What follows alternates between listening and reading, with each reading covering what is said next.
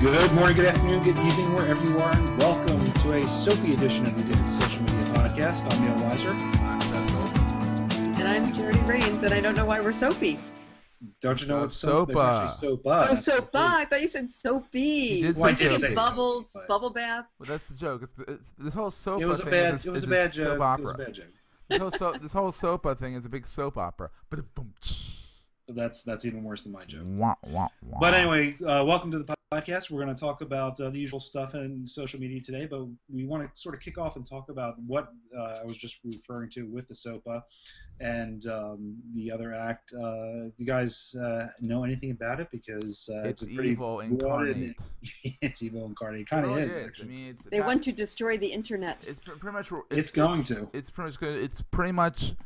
If anyone doesn't know this, it's anti-copyright legislation that the record industry and the movie industry are trying to get passed through Congress, and it looks right now like it could go through. Pretty much what it means is that it gives them in Congress free will to block any site that they No, it's not. It deem has as nothing to do with copyrighted. Congress having free will. It's actually there's actually industry. two separate acts. One is the Stop Online Piracy Act, which is SOPA. That's in the House. The other one is Protect IP Act. And that's in the Senate. Okay, and basically what's going on is that, and there's a lot of different aspects to this, so I apologize if it's a little confusing because I keep on getting a little confused about it myself, but long story short, it's going to enable copyright holders, in other words, Hollywood, to shut down any website that not only do they think or suspect... Think. What? Think. Let me finish. Not all that. Well, let's put it this way. All they have to do is claim that they suspect your website is linked to a website that it may be hosting products or having like movies or whatever on there. Even if you just have a link on your website pointing to a website that might do this, they can have you shut down permanently. Mm-hmm. And blacklisted. And blacklisted and all rendered inaccessible. Yeah, I mean all sorts Bad. of different badness. Bad and stuff. It's quite an evil little series of things. I mean, the spirit behind both these things, Is evil. I guess we can all the spirit behind these things we can all sort of agree with because It's anti-piracy. It's anti-piracy. It's protected. It's intended to protect But copyrights. the DMCA already works. The DMCA already works. That's one of the issues is that a lot of these issues are actually being handled by other laws that have been put on the books, but it's the implications of these two specific acts that are being raced through the House and Congress and the Senate rather, that if they were to pass, it would not only dramatically change the whole nature of the entire internet as we experience it. Sites like Twitter, Facebook, YouTube, Google would all wind up getting shut down in one way or another. And it would just completely change that. Plus, other countries that take our lead on these sort of issues. It sets a dangerous precedent. It would set a very dangerous precedent. Mm-hmm. And really, in all, it would really just destroy the internet. I mean, pretty much picture the Chinese firewall times a billion because it's going to cover the whole world. One thing that people may need to realize is that it's so broad. That's the main issue is that it's deliberately so broad, and that there's no checks and balances. There's no way you can say there's no due process.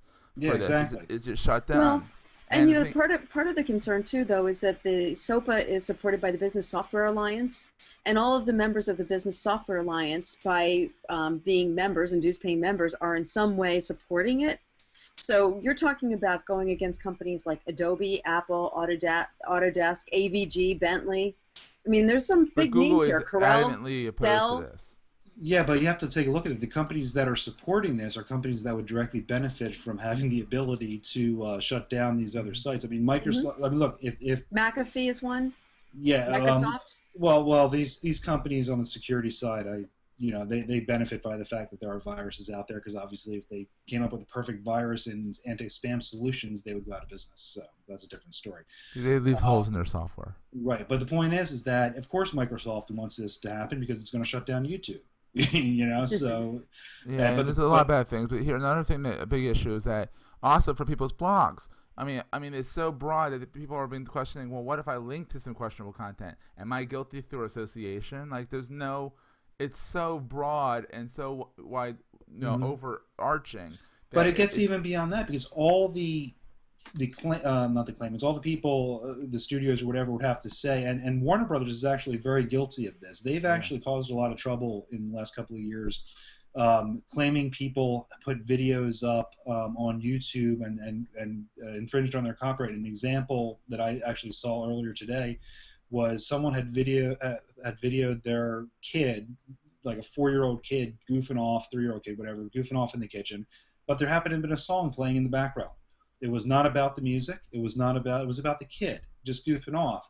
But because that song was in the background, they claimed that there was a copyright violation, and threatened to sue this woman who put the video up of her kid.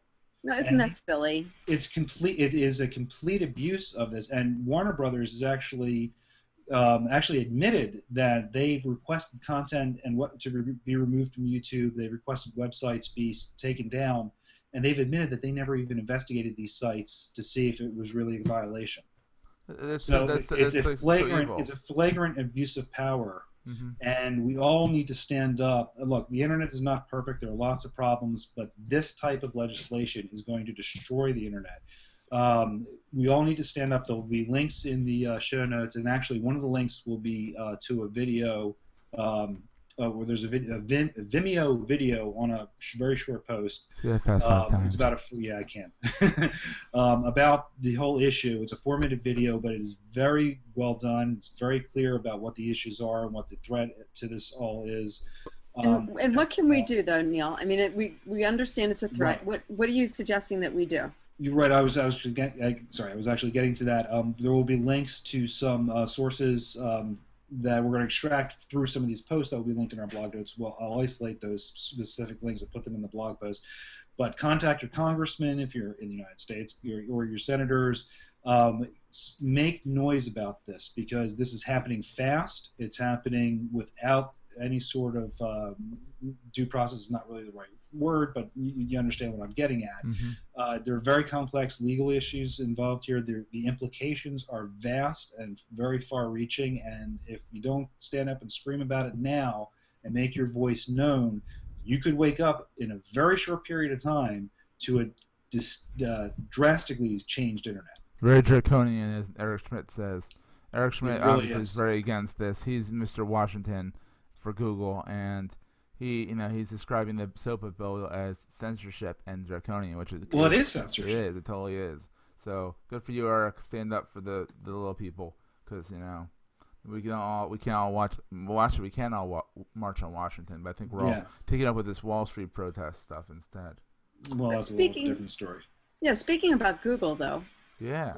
Wasn't this last week one of Google Plus's biggest? It was the 3rd biggest, actually. Really? Yeah. And this is according to a study. We had to do a study on this. We did a study. Those studies are important.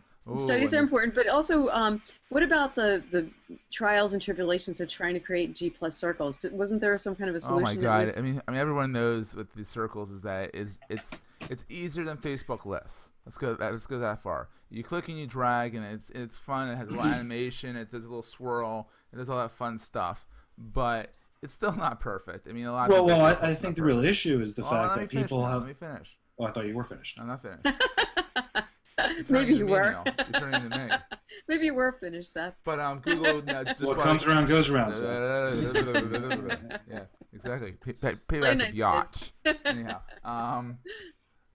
Google bought a company called Contango and to solve the labor of G+ circles. So it's a software company that will help you it'll help you suggest circles and help you organize your life on Google+. Neil? What he said. Is that what you're going to say, Neil? Yeah, basically. Well, maybe, because Seth stole your thunder, you can tell a little bit about the user-friendly facelift on YouTube. Have you been playing on YouTube? No, actually I haven't. I didn't pick the story, but Seth, you can. I didn't even read this particular story, so. Tell us about. Apparently, YouTube is getting a facelift. Seth, tell us about it. It's testing on its redesigns. It is. I read this article. what's going on is it's going to have deeper Google Plus integration, and it's going to be able to show off your Google Plus content within your YouTube content within Google Plus. A lot easier. New left column dashboard, which sorts out your subscriptions and more into easily clickable sections. Kind of everyone, if you subscribe to a lot of different subscriptions, because this guy looks cool, I'm gonna subscribe. It's hard to go back to them and really sort them. Homepage content will be displayed in a single column and put focus on larger previews of images for videos, which is not always good because you really still can't choose what your image is necessarily. I mean, at least we haven't. That's a shame because sometimes you get like some kind of warp thing where somebody's we always mouth have is half open. Neil always looks pissed. Well, no, I was just about to say some of the thumbnails that I've seen from our own videos have been, let us just say, not exactly glamorous. Neil look good. That's a nice way of saying it. But you know, one of the things. Watch that one be the head shot. Right. One of the things that I think most people kind of miss about YouTube, and it takes a while to get to understand it, is that it's a community, just like Google Plus, just like Facebook. It's a community. It is a network, and you know, participating in the conversation and following and all of those same things that go everywhere else are also in YouTube. And I think we tend to look at it just to search for videos and forget that there's this whole community surrounding it as well. So I think that the new changes, the facelift, help people to interject in that community or engage in that community. Here's a neat thing. In my humble opinion. In your humble opinion. Here's a neat thing. By clicking the YouTube logo on the top left, the site will lead to youtube.com/guide, which I'm kind of like, is that more user friendly or more confusing? Because usually when you click on the icon, it takes you back to the home page. This is going to take you to a YouTube guide. Another thing is they're gonna make the full screen button work better. I'm not quite sure how they're gonna make that work better because it's pretty simple, but they're gonna do that. And the YouTube favicon is gonna be switched out and for a more updated, hipper version. They're changing the favicon. Yeah, what they're doing, have you noticed it? It's not YouTube. It's not YouTube with white and red, whatever it used to be. It's a play button. Oh, that makes sense. It makes perfect sense. It's just that wasn't it for the longest time, and now they're switching it. It's a little risky, in my opinion. Well, Google's not the biggest proponent of branding and things like that. So yeah, they're not good. Yeah, they're not good. Well, speaking of not doing a good job with branding, I understand that Google introduced their Google Music.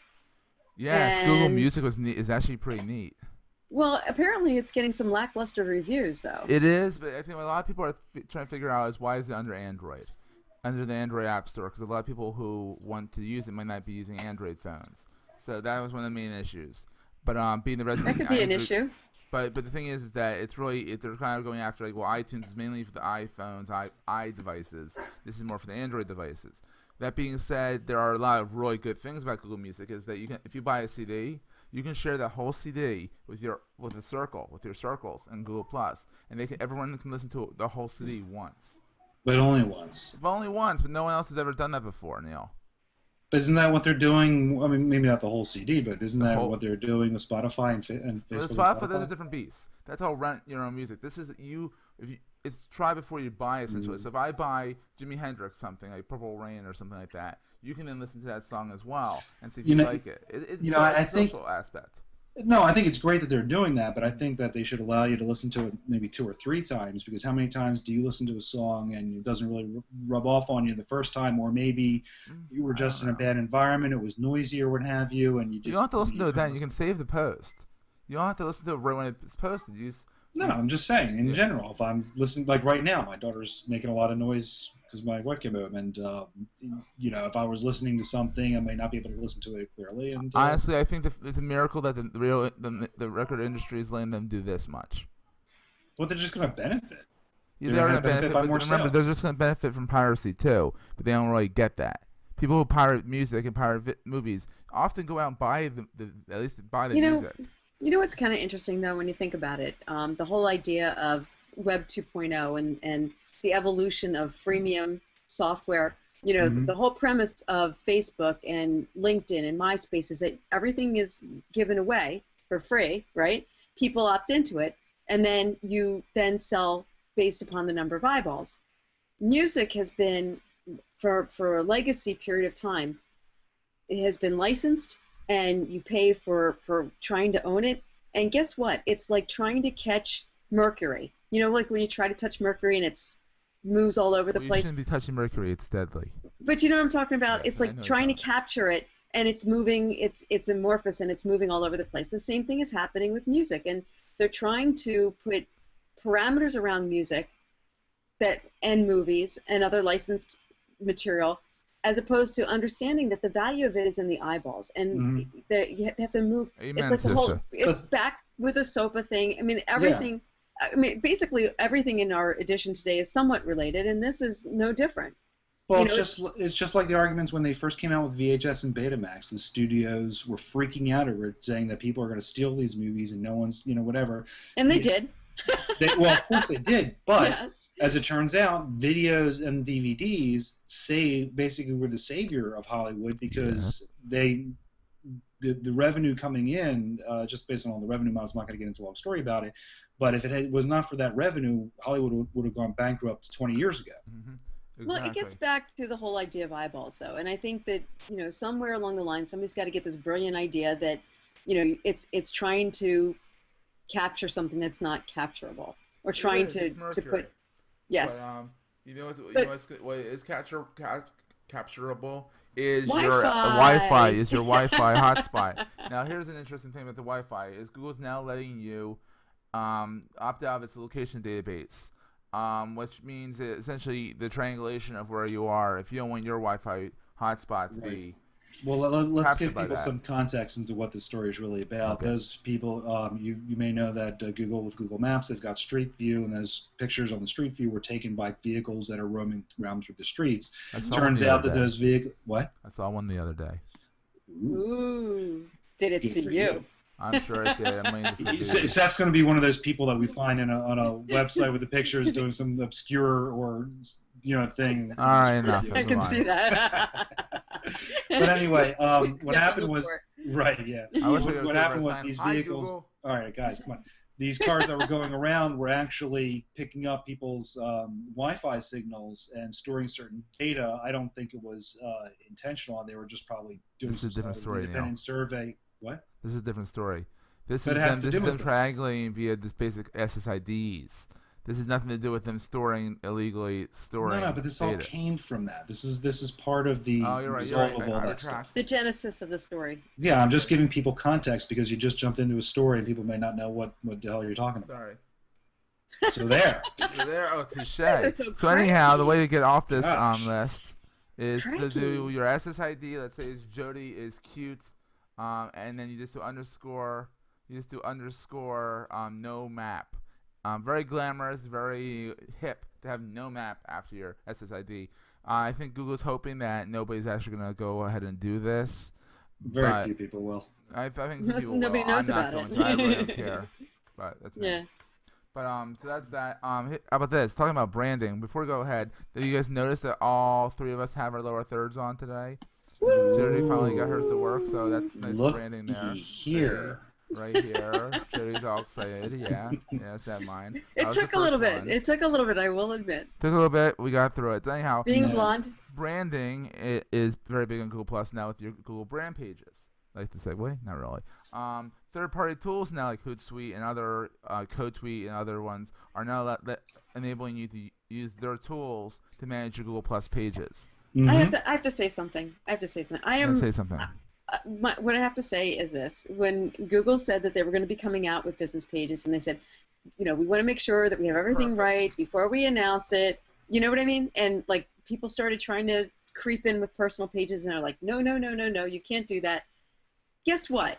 The brand pages don't really feel any different than the personal pages, and no, they flubbed it big time.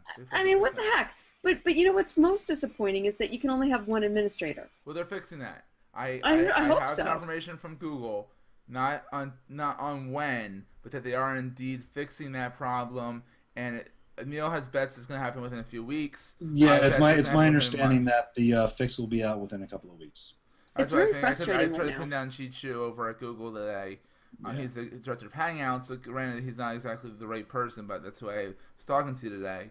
And I said, so one of these, admin, when you get multiple admins, he's like, well, I really don't know anything about that, but if I did, I couldn't really tell you. So he's said no comment. So, but I love Chichu. He's a great guy. So, I'm sure he is. Yeah. So anyhow, Neil, what's going on with Google Wallet and Google Checkout getting married? Yeah, well, Google's PayPal competing product, Google Checkout, is actually going to be morphing or merging or whatever you want to call it into a new product called Google Wallet, which will be better integrated within all the products. The reason that story is here is because this integration will eventually reach into Google Plus, and is going to allow people to conduct transactions, I think, between individuals on Google Plus. Is something that I've been saying for probably the last 4 years that Facebook should have been doing pretty much since day one, and still hasn't gotten their fingers Well, wait a into minute. it. Mm-hmm. Wait a minute. As of today, 10 hours ago, they announced that Facebook and PayPal have a new PayPal app that allows you to send money to your friends. I'll put it in the show notes. Okay. But that just came out today. It was actually in the show notes. Please get rid of it.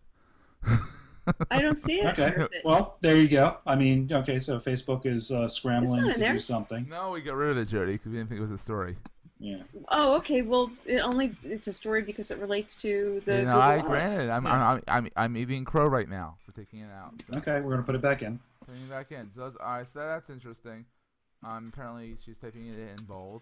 I'm gonna change it. So anyhow, Facebook and PayPal are now getting married, and you're able to send people money through PayPal through Facebook. Well, wait a second. To what degree is this integration? Because just allowing someone to conduct a transaction through PayPal on Facebook is one thing, but having it integrated into the whole Facebook platform is quite a different. Yeah, I think they're getting rid of. I think they're going to actually eventually get rid of the credit system and just use PayPal and use real money. But to be honest with you, I'd be surprised if they did that, because that means they're going to be surrendering a tremendous chunk of that money that they could otherwise capture. They're going to be surrendering that to PayPal and eBay. eBay is the owner of PayPal. Well, here's the deal. Okay, it says the app, which is simply titled "Send Money," is just as straightforward as its name. You have the choice to send either a card, an e-card with money, or just money with no card. You can select a card, choose a friend to send it to, then select how much money to send. And there's several ways to pay with PayPal via Facebook, like Pavement. So this is the first app that enables peer-to-peer payment via Facebook and PayPal. How long will it take so this is just an app. Hacked? It's not a deep integration. It's just an app. How long will it take to get hacked? They all are apps. Wow. What? Everything is an app. Well, yeah, but again, it's something that you probably as a user would need to install since it's an app, as opposed to it being something built into the platform. And then if you wanted to conduct a transaction with someone, you could just click a link on your toolbar, right, on the top of your screen that says "Send money to" or something. So you think the Google Wallet's going to be integrated? Oh yeah, I think all of Google's. I had an interesting conversation yesterday at the Social Media Plus conference, and there was someone.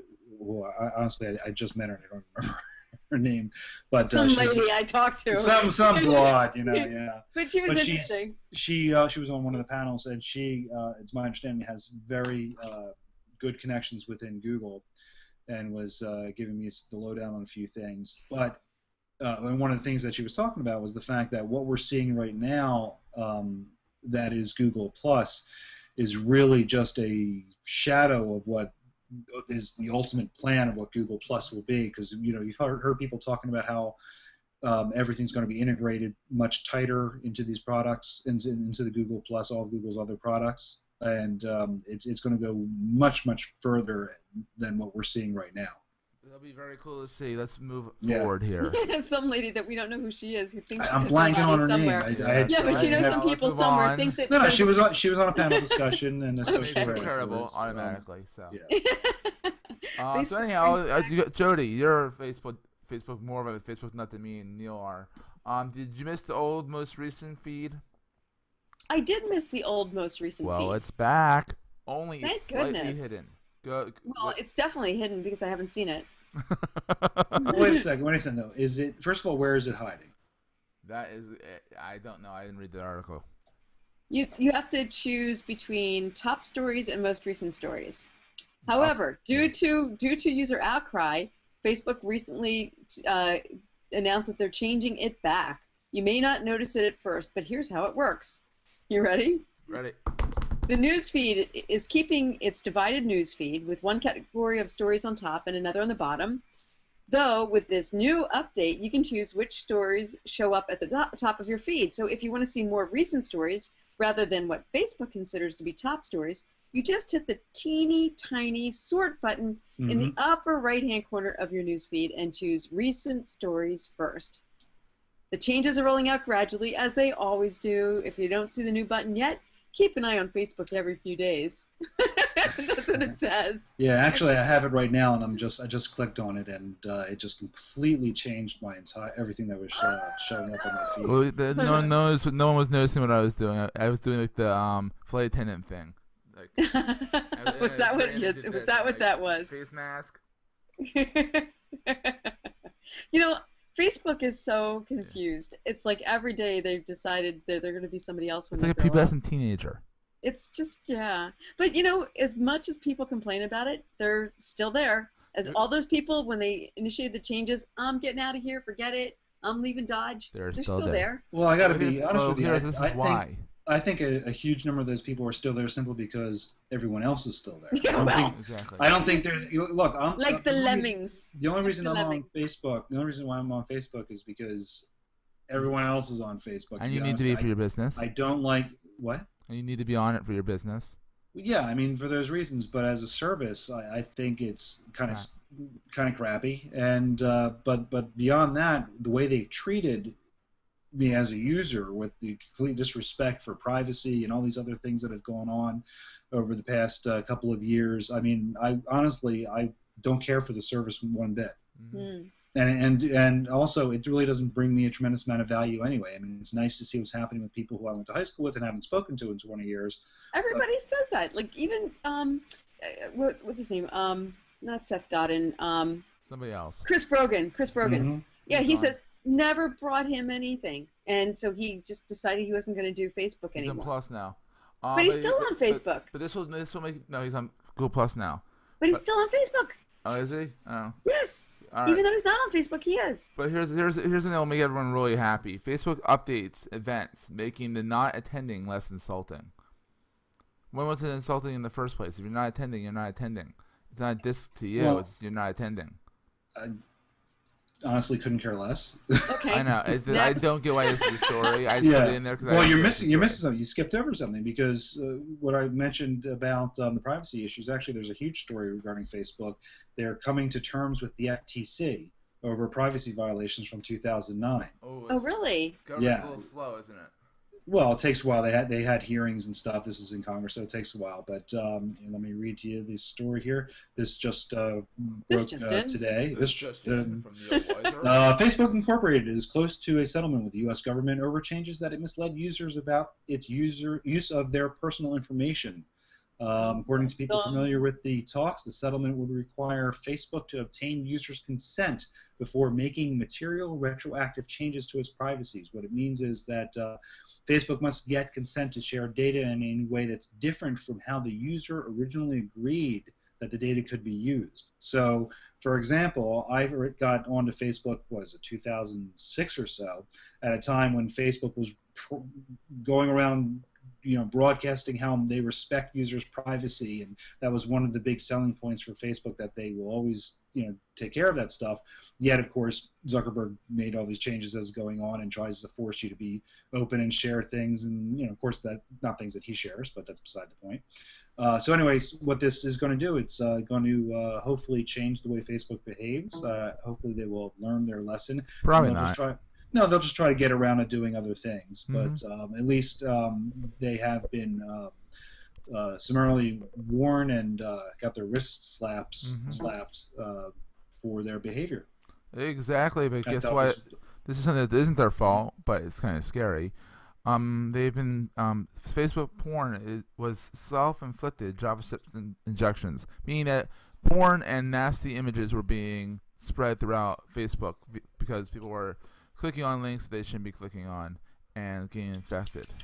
Well, here's the problem. Okay, so one of my friends decided that they were going to share this opportunity to get an iPad. Did you guys get this? Oh Where it's yeah. like everybody in the Brothers mentioned. Okay, it's a Mm, similar thing where somebody thought that they were entering a contest. They thought they were oh, doing yeah, something. All right. And the next yeah. thing you know, it integrates with their friends, and then suddenly all of this porn was showing up on people's walls. That's what happened. Yeah, but So you can't they say found they they know who clicked it on is. something.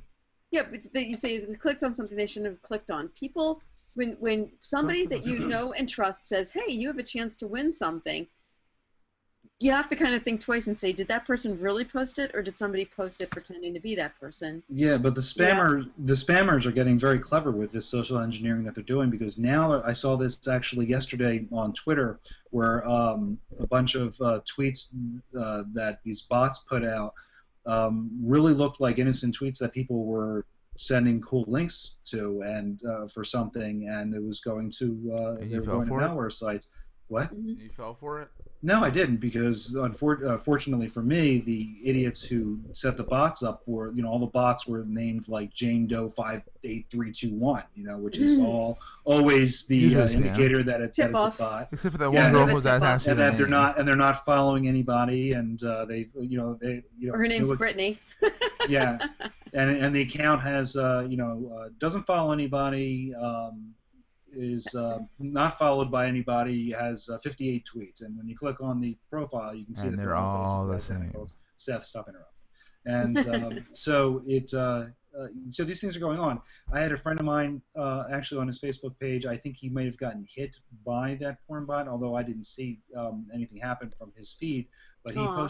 he posted an apology with some links on it, saying that if you saw something, send me a message through these links somehow. And I was like, dude, did you post that? I haven't got heard back from you yet, but I was like, did you post that? Because those links could be directed from malware. So basically, it sort of like gives the impression that he's apologizing for something, and if you saw something, let him know through these other supposedly safer channels. Yet those Which channels are probably infected with malware too. isn't that awful? And people, it's getting more and more, like you said, clever in the way it disguises itself. Yeah, it Yeah. is. It really is. Yeah. So the moral of the story is, even when you think you've Don't got trust a trusted nobody. source, we're just. Seriously. I guess we're all just kind of screwed. Yeah, kind of. On that note, Twitter. And they didn't even kiss apparently you. reporters are not reporting. They're only reporting. They're not engaging. They're only on Twitter to report, promote, not report. Another study says. We're just full of studies. We've been doing a lot of studying. I feel like I'm back in school. Exactly, but then here's the best part is, not all. Another study says that all Twitter studies are not necessarily accurate. So, Well, but a study says that Twitter can predict who's winning the GOP presidential race. yeah. Well, Well, let's that's back pretty up. easy. Let's back up. That previous study that said that the studies aren't accurate was talking about the studies that were conducted, saying that they can predict things like, in this particular story, the GOP Through the studies. race. But Are you as these confused as I am? yeah, but no. It's actually, look, a lot of very smart people have been doing studies in recent over the past year, and they've proven that you can have a pretty solid prediction of a movie's opening weekend and how well it's going to do at the box office. You can predict swings in the stock market, and Aren't these these predictions, not studies? No, you don't understand. The people are studying trends and information patterns on Facebook. That is the study. The other report that came out said that studies like that are full of inaccuracies, and while that may certainly be true, the fact remains that Twitter is becoming a place where you can, if you're utilizing the right tools, you have the right mathematics and exposures, you can actually extract trending data which will point to certain outcomes, and it's eerily accurate in certain instances. I mean, like I mentioned, the Hollywood studios are paying a couple different companies right now to study the buzz on films and getting the sense of how they're going to open prior to do that, and these companies apparently have been very successful at putting out their estimates based on Twitter traffic. They're extrapolating that same techniques into predicting the GOP race. However, the report talking about the inaccuracy of the studies that Seth was mentioning was because a prediction that was made a few months ago that apparently did not pan out. All So right. if you rewind the podcast and listen to me 3 times over, that will all make perfect sense. And then click your heels. And I'm going to do a study on how accurate my study of the interpretation studies are. Yeah. Anyhow, there's also a neat link. There's not much to talk about, but there's a neat link. There's a visualization of every tweet mentioned on 11/11/11. So check that out. It's a link in the show notes. Yeah, that's a cool little thing. The funny thing about that is that you can sort of see, watch as people basically are waking up in the morning and tweeting, "Hey, it's 11/11/11," and as it's moving across the globe. 11/11/11/11. Yeah, exactly. Yeah. Yeah, I actually missed that. I was kind of disappointed, but I'm waiting for 12/12/12. What about 13/13/13? Well, there is no 13th month. Yeah. Of course, if you follow the Mayan calendar, We're there won't dead. be anything after 12, whatever. 20. On my planet, it exists. There's the 13th. Yeah, And she her lives on little Mars. planet, and then the You planet live on of Mars, the you have a couple rains. extra months because of these stars being orbited. Yeah, planet of the rains. So what about the sad note? The sad news that the Diaspora, which was a open source competitor to Facebook, found by a bunch of NYU grad students. One of the co-founders committed suicide at age 22. His name is Ilya So young. Something Russian. Sorry, I don't want to brutalize it. I believe it's pronounced Zhytomyrsky. What's that? I believe it's pronounced Ilya Zhytomyrsky. Thank you, Neil. That was good, Neil. Not bad. Very impressive. I know. My sister-in-law is Russian. Oh, there you go. So, There you go. but following the founder's passing, Diaspora has opened up the redesigned alpha to invitees. If you go in there and you look around, it looks just like Google Plus, only with less features, thread comments and stuff like that. Yeah. It was kind of dead in the water. Did he leave a suicide note? Did he explain what happened? I don't think. No, I think it's all very much under wraps. It's just such a tragedy, a talented really guy sad. like that. Young, talented guy, yeah. Well, especially that young too. It's a waste of a life. It is. It's really sad. But talking about a waste of a platform, Clout's CEO apologized for another blunder. I'm done with Clout. I've made it perfectly clear that I quit it and I'm happy about it. But the sad thing about Clout though is that people who don't know think that there's they give it credibility. Clout has clout.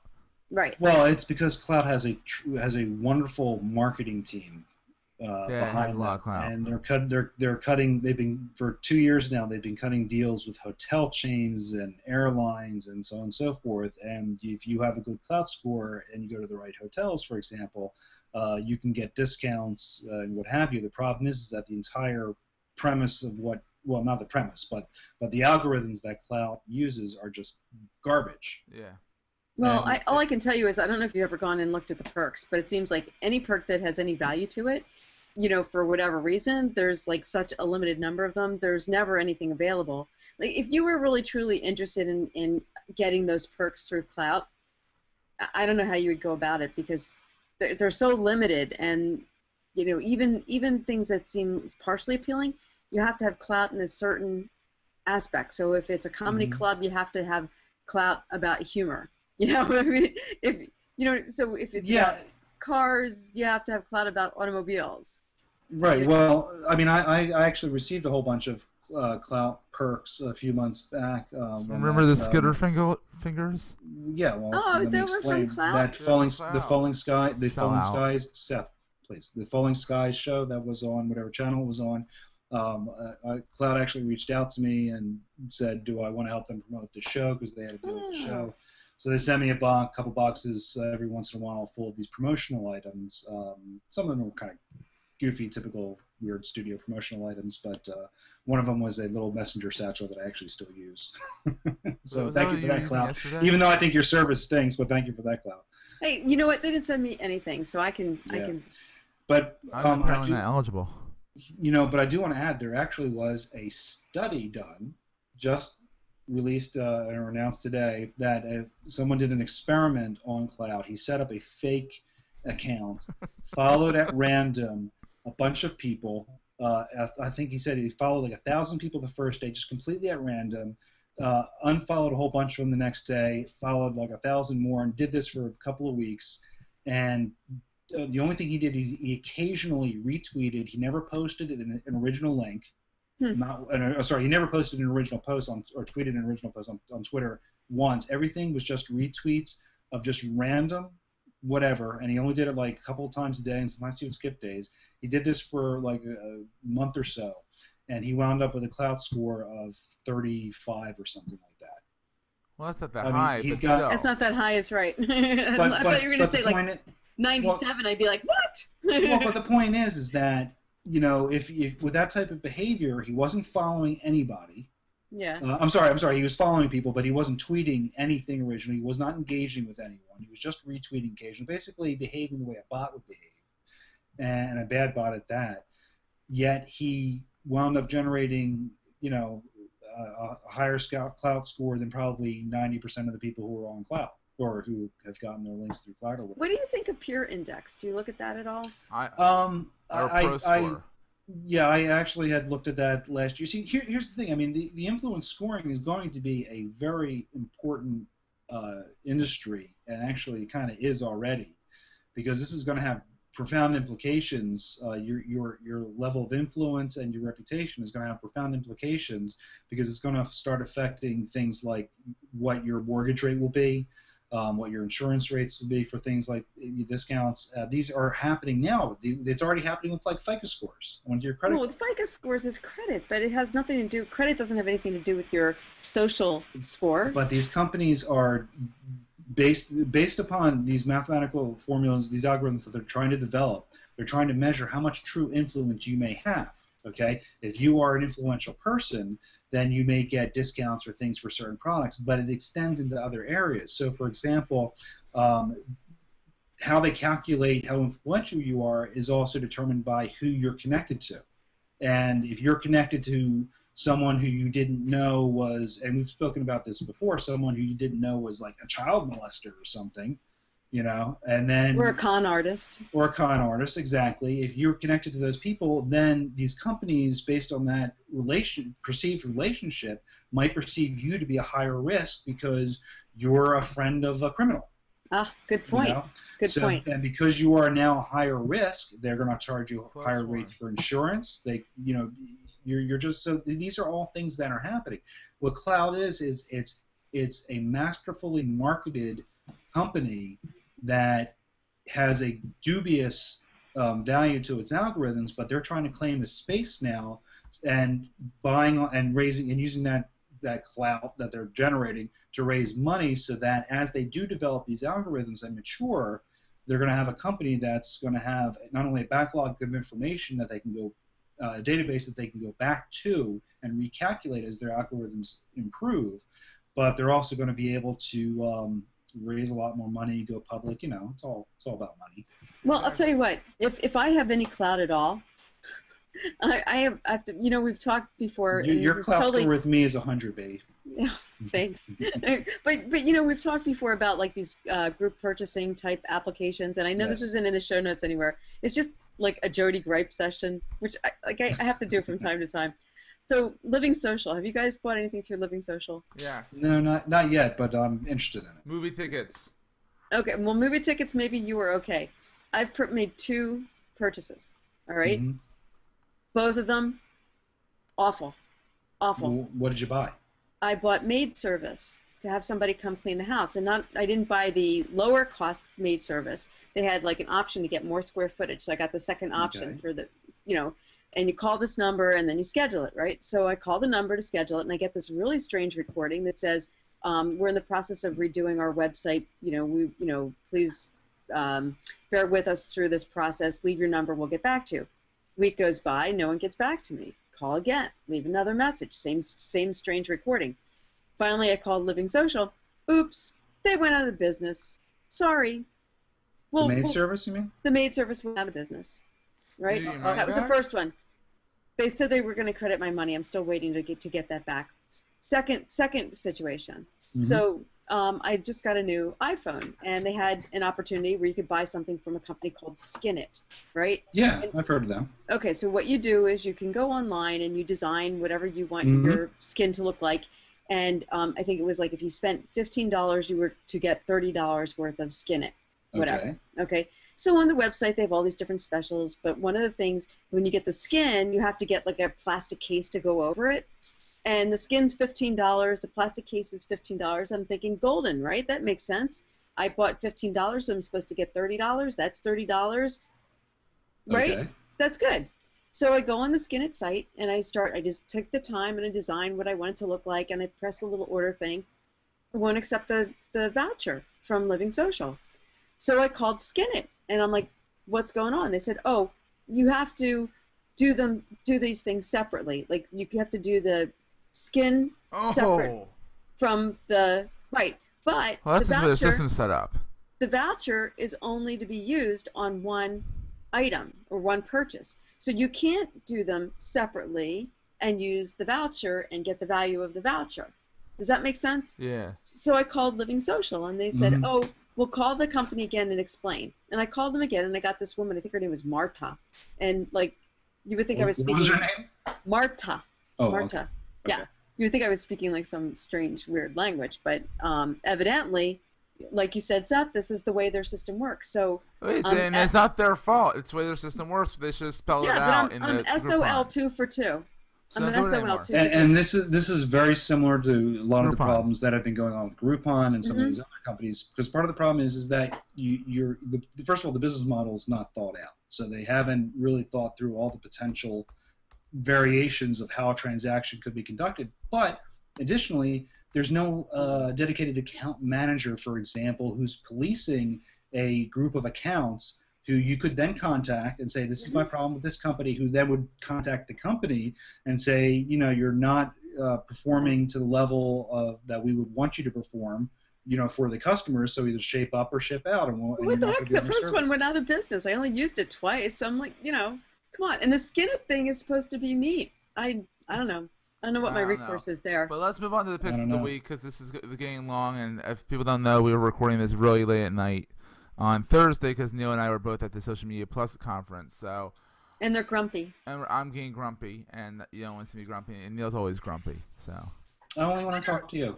Let's talk about the picks of the week. This is the picks of the week. Neil, what is G Plus Banner? Oh, yeah, okay, so this is actually pretty cool. Let me just pop the link open so I can actually see what I'm talking about here. For those of you who have Google Plus, actually, wait, is it Pages or for the profile? It's for the profile banner, sorry. For those of you who have Google Plus profiles, you may have noticed that you can put a string of pictures across the top. It's the way that you can do it on the Facebook profiles. Some people have no problem opening Photoshop and, you know, figuring out how to put a string of pictures together to make a nice banner across the top. Not everyone can do that. So this new website called gplusbanner.com will walk you through the process of creating a series of banners for you. Or you can take a pre-made one. Or you can take a pre-made one. It's pretty cool. Yeah, actually, I just showed them. Yeah, they've got a whole bunch of categories that you can pick from, and it's really easy to use. It's pretty cool. I'm actually going to do that because I have to pimp up my my Google Plus profile. It's looking rather lame, but I'm going to be trying this out probably tomorrow. Very cool. Very cool. I have 2 picks of the week. I guess I'm a cheater. It's not mine's picks. But anyhow, one is for the iOS, not for Android. I'm very bitter about this, but it's called Card Munch. For iOS, which matches your business cards that you scan with LinkedIn profiles, so you can automatically friend them up on LinkedIn by their card, and it saves a step. So I think that's kind of neat. And the next one is Expert Flyer. It alerts you when better airplane seats are available, and gets you onto sold-out flights. That's useful. Is that an app? What's that? Is that an app? No, it's a site. Oh, okay.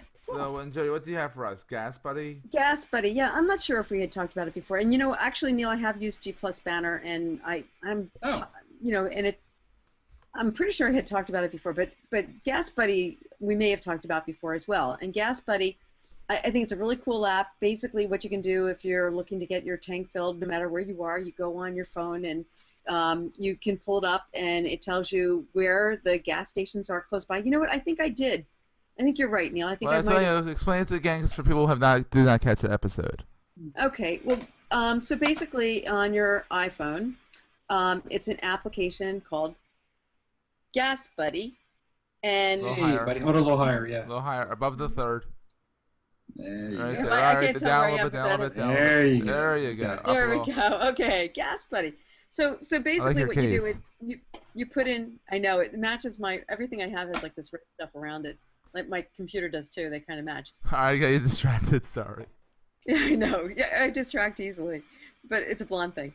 But anyway, you put in what the city, state, zip code, wherever you are, and what it does is it locates gas and the prices that are close by. And it's So for Android too, and I think it's for BlackBerry too. So. yeah, and the nice part of it is it's a social sharing application. So as you find really good prices at gas stations, you can input them and help other people find the best prices on gasoline. Pay And it if you're forward. looking to buy gas, yeah, you can go in and find out where the best prices are.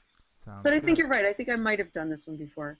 Come to think of it, But Anyway. still, it's a good one to redo though because it's I useful. like it. Yeah. Yeah, Exactly. and especially with the cost of gas these days. Of course, it is going down ever so slightly in the winter. It may be going back up though because it was briefly at $100 a barrel. It spiked over the last 40 some days. Thank you, economist Neil. Ran the fact by provided by I Neil. follow the markets. What can I say?